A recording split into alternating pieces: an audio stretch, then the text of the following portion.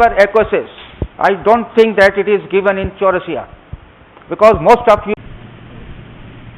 मतलब ये तो बेसिक पॉइंट है ना, इतना तो पता होना चाहिए तुम्हें.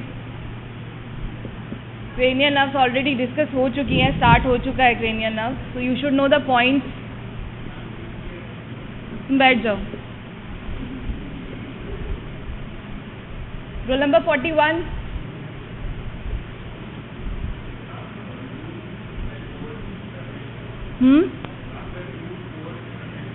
Root course innervation. Okay, some points are correct. Anyone wants to add to it? Functional components. Every cranial nerve has a functional component. Sit down. So every nerve you have to tell about the functional components. From the brain the cranial nerves are arising. The brain and the spinal cord, they are both responsible for the cranial nerve origin. Sit down. So first point you have to tell them is the functional component. Then you are telling them the formation. Then the course. What is the course? Any nerve will have a course to reach its destination, and the distribution, and after that the applied part of a nerve. So today we will be discussing about the 9th nerve and the 11th nerve. Can anybody tell me why we are discussing 9th and 11th after 3rd, 4th and 6th nerve? 3rd, 4th, 6th and 7th was also discussed. क्या? Mask नीचे करो, आवाज़ नहीं आती है. तुम्हारे खड़े होने से आवाज़ नहीं आएगी. मोटर नर्व्स हैं. और कुछ? कौन सा रीजन चल रहा है? रीजन क्या पढ़ रहे हो? Head and neck. Head and neck के रिलेशन में है ना ये सारी नर्व्स, इसलिए डिस्कस हो रही है. अदरवाइज तो न्यूरो एनाटॉमी में डिस्कस होनी चाहिए थी.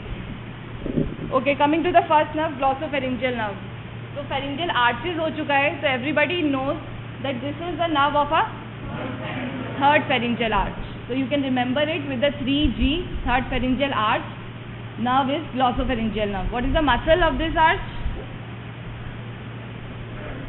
Stylopharyngeus. So it is giving the motor supply to the stylopharyngeus.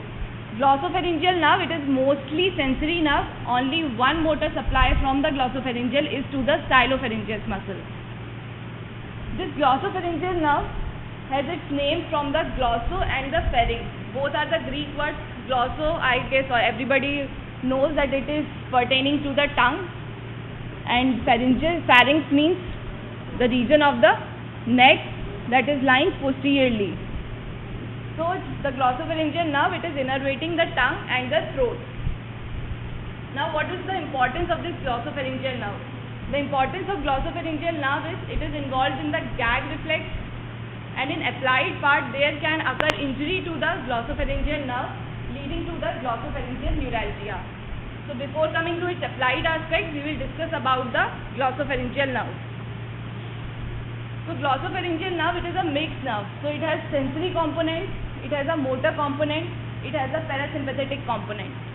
So it is a mixed nerve giving sensory supply to the tongue, to the throat region.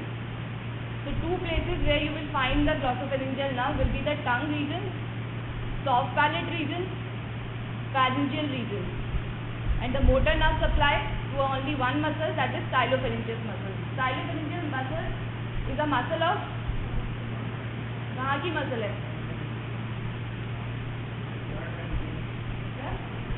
किस region की muscle है? किसकी? Stylopharyngeus is a muscle of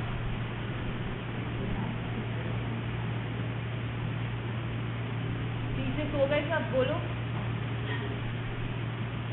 It is a क्या? Neck region. Okay. हाँ, तुमने भी वही बोला. The sensory component is to the pharynx, then it is to the posterior 1/3 of the tongue, and anterior 2/3 of the tongue, taste sensation and the sensory sensation, they goes through the facial nerve and sensory through the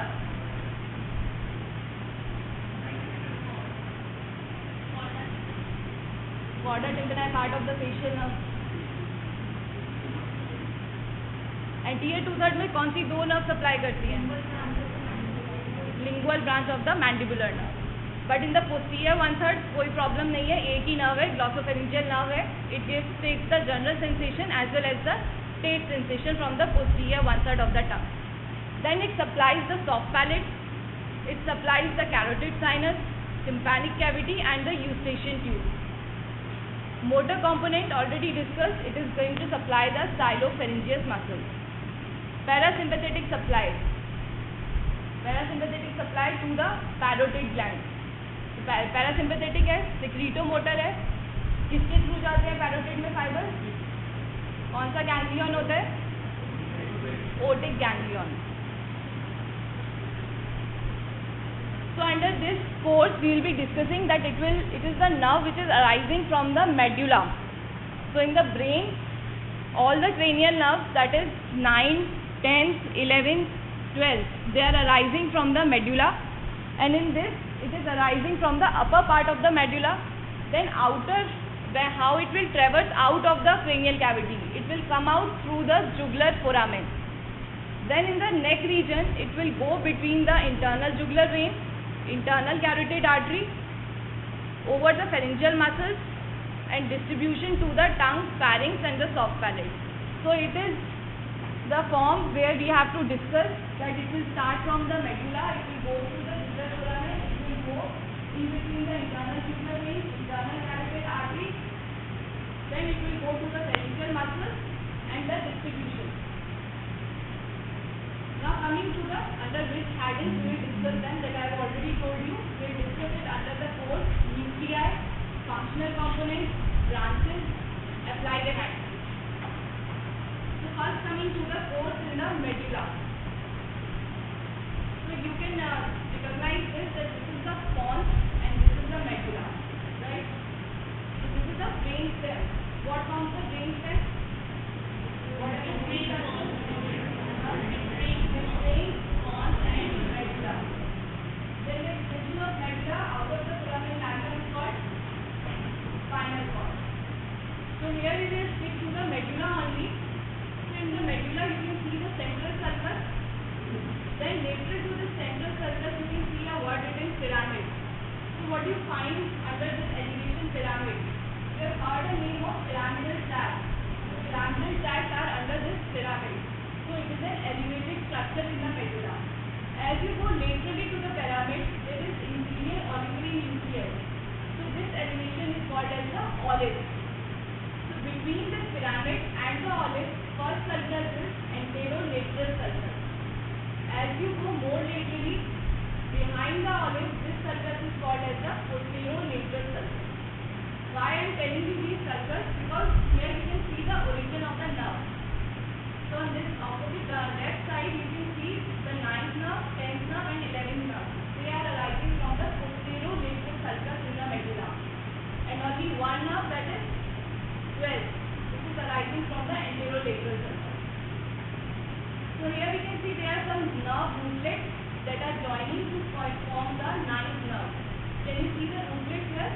There are around 3 to 4 rootlets there under this 9th nerve, which are joining to form the 9th nerve.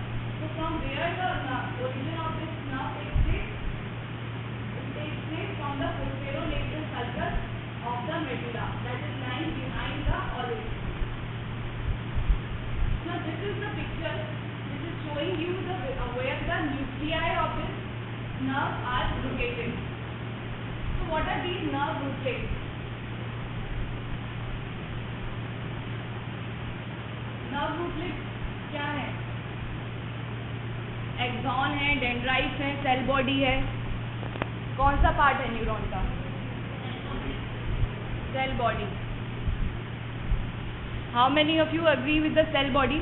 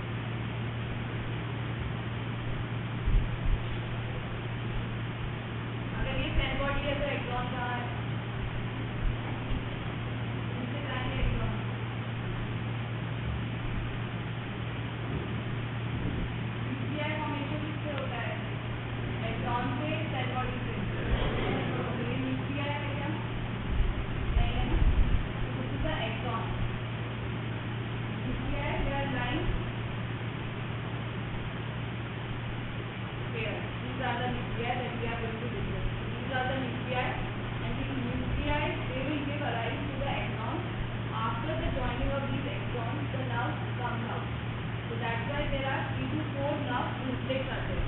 So what are the nuclei that are present? One is the special visceral afferent, which takes up the taste sensation. This is nucleus tractus solitarius. Then you have the secretomotor fibers for the parotid gland. They come from the general visceral afferent, which are taken up by the inferior salivary nucleus. You have to remember the name of these nuclei. So one is special visceral afferent, that is for the taste sensation. So it takes up the sensation. It is afferent, so it will take up the taste sensation to the nucleus tractus solitarius.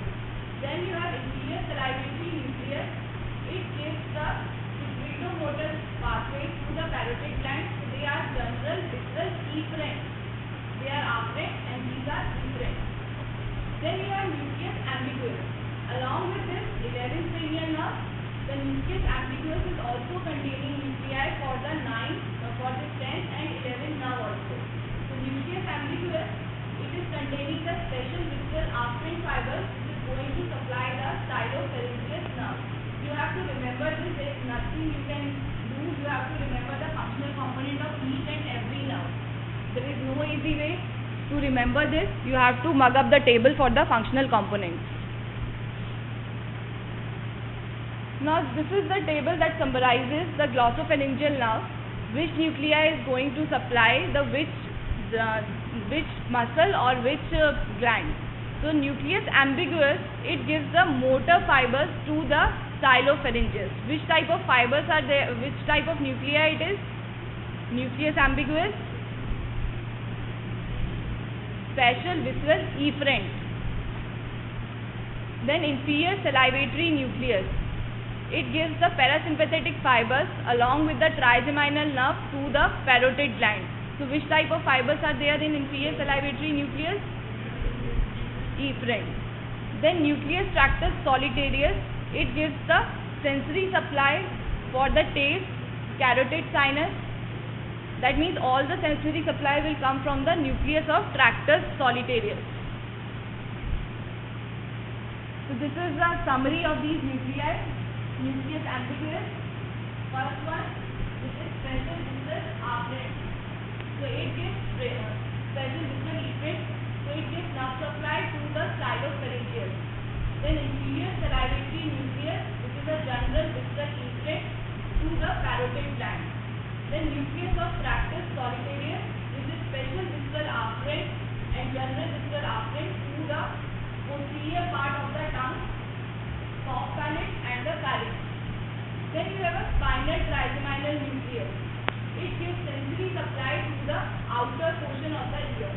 So ear sensory supply is to the spinal part of the trigeminal nucleus. Now coming to the course of this glossopharyngeal nerve. So from the nuclei, the axons, they will come out from the posterolateral sulcus. So this will be the posterolateral sulcus in the medulla. Then from this medulla, this nerve will come out through the jugular foramen. Have you seen the jugular foramen in the skull? No. Yes. What are the structures that pass through the jugular foramen?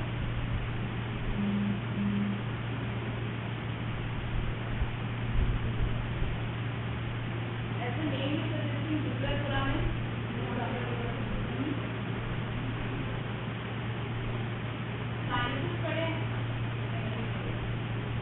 Okay, so there is a jugular foramen. This portion here we can see the jugular foramen. This is the jugular foramen. Then from the we divide the jugular foramen into three parts. One is medial, other is lateral, and in between is the intermediate compartment. So through the intermediate compartment, the nerve will come out. And which nerve will come out? 9, 10, and 11. All these three cranial nerves will together come out through the intermediate compartment. So we are discussing the ninth nerve. So ninth nerve which comes out through the jugular foramen. Here you can see the two elevations. Can you see these two green elevations? Yes. These two elevations, these are called as ganglion of glossopharyngeal nerve. One is the superior ganglion, other is the inferior ganglion. So superior ganglion lies above the jugular foramen and the inferior ganglion lies below the jugular foramen.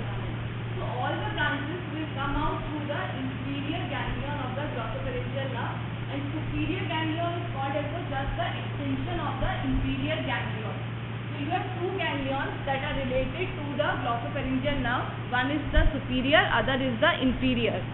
Inferior is the actual ganglion through which all the branches of the glossopharyngeal nerve will come out, and superior is only the extension of the inferior ganglion. So no branches will come out through the superior ganglion. Now as you go down, you can see the distribution of the nerve fibers which is coming through the inferior ganglion. So all of them, they are coming through the inferior ganglion of the glossopharyngeal nerve.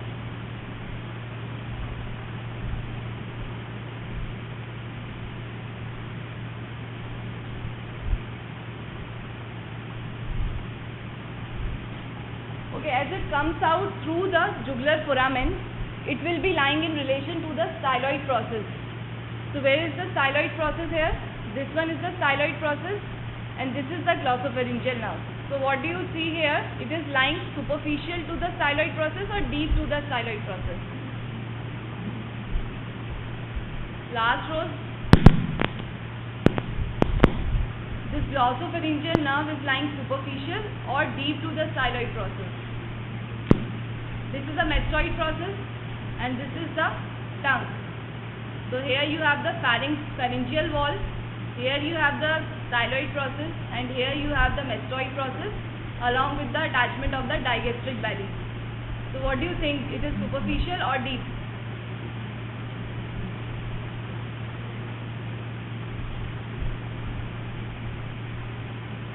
Anyone from the last row?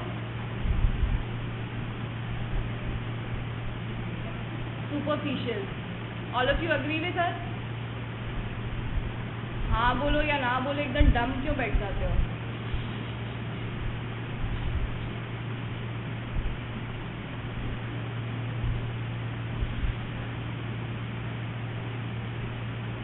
Her lecture में ऐसे ही बैठते होगे तुम लोग डम?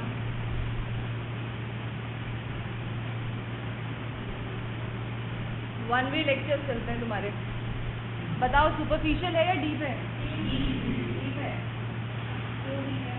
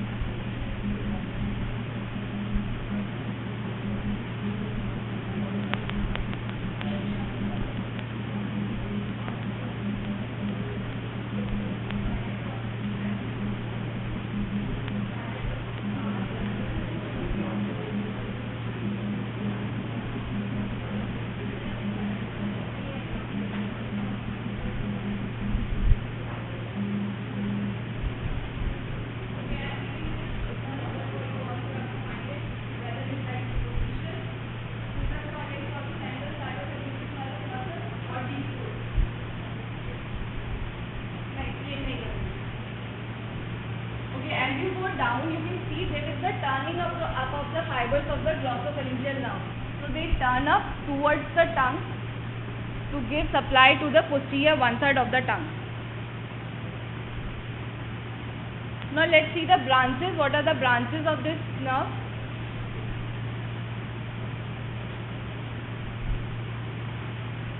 So the branches we can summarize here. The branches are tympanic branch, carotid branch, nerve to the stylopharyngeus, pharyngeal branch, tonsillar branch and the lingual branch. One more branch is there, the meningeal branch. So it's easy to remember by the mnemonic CPMT. C for carotid branch, P for the pharyngeal branch, M for meningeal branch, T for tonsillar branch. Then you have two nerves other than this CPMT. One is motor to the stylopharyngeus muscle and a lingual branch. So these are the branches of the glossopharyngeal nerve. So how these nerves are distributed? So as you go down, you can see this green fibers, they are going towards the stylopharyngeus muscles. Okay, and the blue fibers, they are going towards the posterior portion of the tongue, and the light green fibers, they are supplying the soft palate, they are supplying the tonsil also, and they supply the portion of the pharynx also. So sensory nerve supply through the glossopharyngeal is to the soft palate, then it is to the tongue and the pharyngeal muscles. Now how the tympanic branch reaches its place. So here we can see this yellow branch which is coming from the inferior salivatory nucleus. It is distributed towards it is going towards the tympanic cavity. So through the tympanic cavity, it will come out through the foramen ovale. So I'll show you another picture, this one. So where we can see how it reaches the parotid gland. So it is the tongue. You know the location of the parotid gland. It is near the external ear. So the fibers, that is the glossopharyngeal nerve fibers, gives the branch which is the tympanic nerve. It is ascending up between and enters the tympanic cavity. So from the tympanic plexus in the tympanic cavity, a nerve, lesser petrosal nerve, comes out, and this lesser petrosal nerve, it goes through the foramen ovale. This is the foramen ovale. Foramen ovale से और क्या पास होता है? Mandibular nerve. So along with the mandibular nerve, this lesser petrosal nerve also passes through the foramen ovale, and the fibers are relayed in the otic ganglion. So through the otic ganglion, the nerve fibers of the glossopharyngeal nerve and that too of the tympanic nerve, they will reach the parotid gland to give the secretomotor fibers to the parotid gland. Now coming to the applied aspect. One thing I told you, gag reflex. What is the importance of the gag reflex?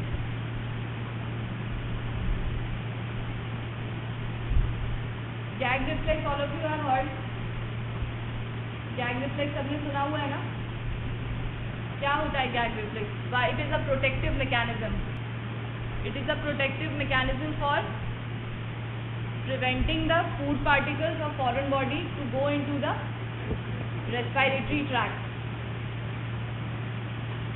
So it is a reflex contraction of the back of the throat which is evoked by touching the roof of the mouth, back of the tongue, if it any places that is in the posterior portion of the mouth, that is roof of the mouth, back of the tongue, around the tonsils and back of throat. If anybody directly touches it or any food particle goes and touches these areas, so this reflex will be evoked. This is the method how we check the gag reflex. So in this, the nerve fibers, they will be taken up by the glossopharyngeal nerve. So these are the glossopharyngeal nerve fibers. They are afferent fibers, and the efferent fibers, they are coming through the 10th nerve, that is the vagus nerve. Other than this gag reflex, there is glossopharyngeal nerve region can occur, but it is very rare condition. If the glossopharyngeal nerve there is a lesion in the glossopharyngeal nerve. So what will happen if the glossopharyngeal nerve lesion is occurring? Glossopharyngeal nerve किसको supply करती है? Posterior one third को, soft palate को, pharynx को. So difficulty in the swallowing. There will be loss of general sensation over the posterior one third of the tongue, palate and the pharynx, because it was giving the sensory nerve supply to the posterior part of the mouth. Then there will be loss of taste sensation. Why there will be a loss of taste sensation? Because the taste fibers, they were also coming from the glossopharyngeal nerve, and that too only to the posterior one third of the tongue. Then there will be dysfunction of the parotid gland, because it is giving the secretomotor fibers to the parotid gland, and there will be loss of the gag reflex. So if the glossopharyngeal nerve lesion occurs, any region which is supplied by the glossopharyngeal nerve will be affected. Then the conditions under which the nerve lesion can occur. So this is the list of the glossopharyngeal nerve lesions when they can occur. They can occur in the styloid fracture. So if any trauma occurs to the styloid process, it can injure the glossopharyngeal nerve because it is lying in relation to the styloid process. Then you have Eagle syndrome. Eagle syndrome is you have a long styloid process. You all know there is attachment of a stylohyoid ligament on the styloid process. So it gets ossified, leading to the formation of a long styloid process. This is the normal condition, and this is the condition where you can see the long styloid process. So this is the normal styloid process, and this is a long styloid process. So if there is a ossification of stylohyoid ligament, it will lead to the Eagle syndrome, and Eagle syndrome will cause lesion in the glossopharyngeal nerve. It will compress the glossopharyngeal nerve.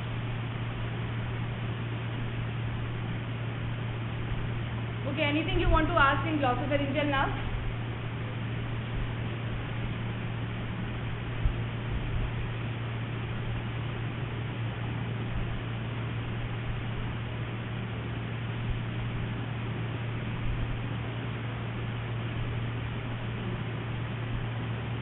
I'm repeating the slides if anybody wants to ask.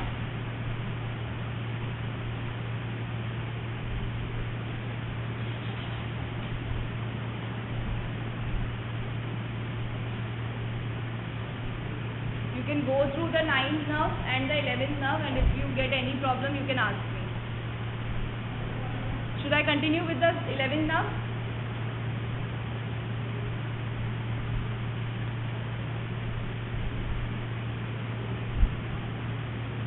Okay, what do you know about the spinal accessory nerve?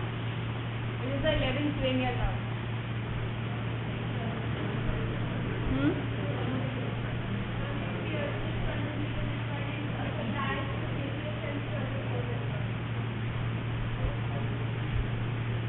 Head and neck region, where do you find the spinal accessory nerve?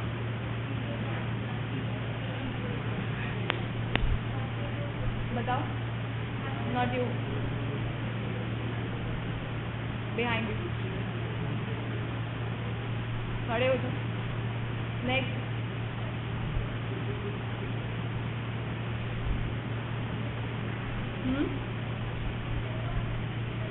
Content of posterior triangle. Sit down. So it is the nerve that you have seen in the posterior triangle of the neck. Do you remember what